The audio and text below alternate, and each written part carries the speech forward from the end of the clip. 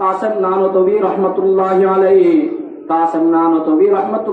আলাইহি একদিন ঘুমাচ্ছেন।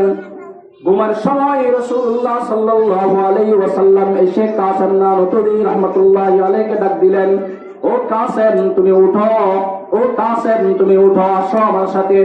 তখন কাসেম নানতবী রহমতুল্লাহি আলাইহি উঠে রাসূলুল্লাহ সাল্লাল্লাহু আলাইহি ওয়াসাল্লামের সাথে সাথে গেলেন। স্বপ্নে যুগের মধ্যে সাথে সাথে গেলেন। যাওয়ার পরে রাসূলুল্লাহ সাল্লাল্লাহু আলাইহি ওয়াসাল্লাম নিজের লাঠি মোবারক দিয়ে বললেন, তুমি এই নিশানা, এই জায়গার মধ্যে তুমি একটি কোরআন শিক্ষার জায়গা তৈরি করো, কোরআন শিক্ষার একটি দেওয়াল তৈরি করো, কোরআন শিক্ষার একটি মাদ্রাসা তৈরি করো। এটি বলে রাসূলুল্লাহ সাল্লাল্লাহু আলাইহি ওয়াসাল্লাম লাঠি দিয়ে এভাবে ইশারা দিয়ে দিলেন।